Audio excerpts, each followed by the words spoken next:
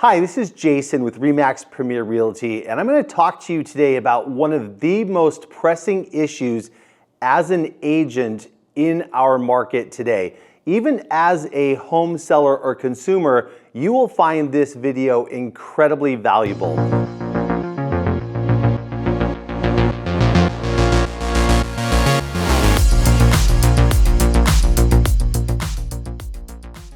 For the last decade, we've been very blessed to have continuous increase in pricing with home sales. For an agent or even as a home seller, you haven't had to worry about, gosh, am I gonna have to have a price reduction? Is there gonna be something where I have to make a giant concession?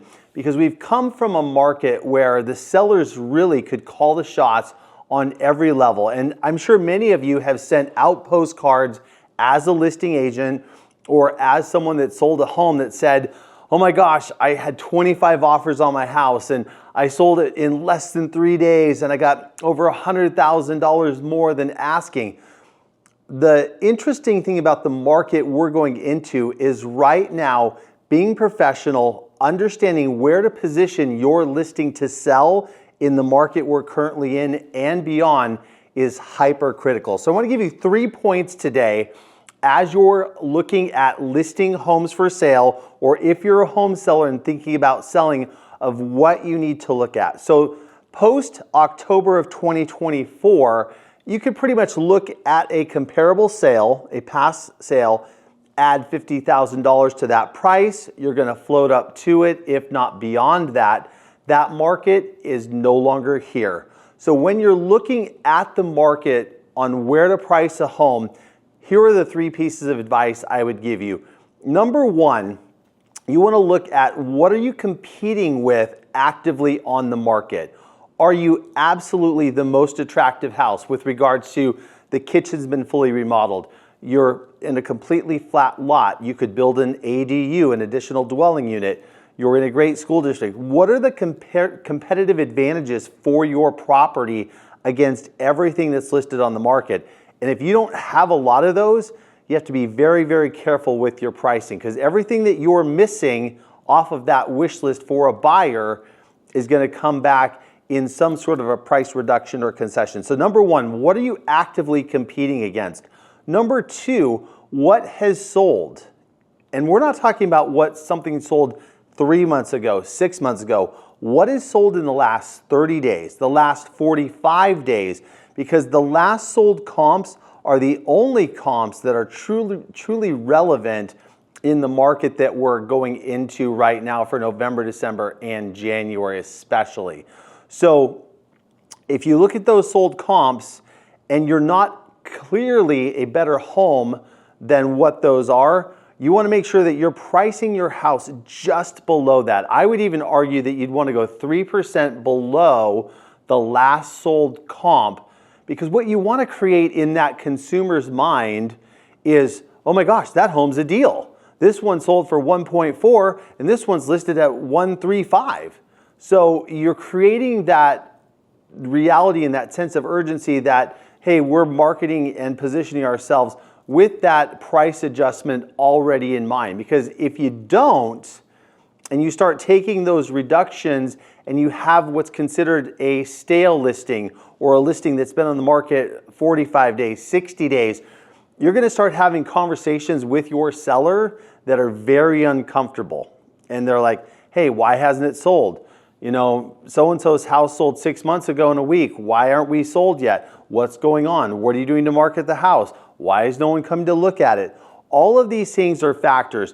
And the third thing I want to make sure that you do is always be very direct, very kind, and very honest with your sellers on what's going in the market, setting proper expectations, and understanding that pricing right now is a hypersensitivity, especially with rates still around 6, 6.25 for conventional. You can still get in the 5s for an FHA loan, but understanding the affordability factor for consumers today is hyper critical. So we're not just competing against forces about a little bit of a rise in the inventory levels. We're now at about 5 to 6 months which is a much more balanced market. We're not truly in a buyer's market just yet, because the 4 to 6 month range is considered a balanced market between buyers and sellers. But what we are seeing is one offer over the course of 30 to 40 days, 3 offers. We're not seeing those 15, 20, 25 offers. Now, there of course are those special properties that check all the boxes and you're gonna get multiple offers. It's just gonna fly off the shelf. But those properties are getting rarer and rarer, and we're seeing properties that are even staged, remodeled, that there's still a sensitivity on whether or not someone's gonna jump on that particular property. So, just to recap, you're looking at the active listings, you're looking at what's pending, you're looking at what's sold only in the last 30 to 45 days, because the market has shifted that fast in this time frame. The second thing is, where are interest rates, what are they doing, and what are the payments? I don't think the consumers and the agents really have come to mind yet on the reality that the days of putting 20% down and having a mortgage payment that would be equal to a rent payment, those days are not here anymore. We're talking about 35 to 40% down in a down payment in order for a consumer to equal what they'd be paying in rent. So you have to look at what else can we do to help make that attractive for that buyer. Talk to your lender about doing a 2-1 buy down for your potential buyers, which is where the seller would buy down the rate from the normal rate of 6%. The first year would be 4%, the second year would be 5%, and then the third rate, it settles at the normal market rate. So that's another addition that you can offer in a concession as a seller, or recommend to your sellers to help make your property more attractive. So pricing incredibly well, staging, photography, all of those things that all top professionals are doing anyways, and then offering those additional incentives.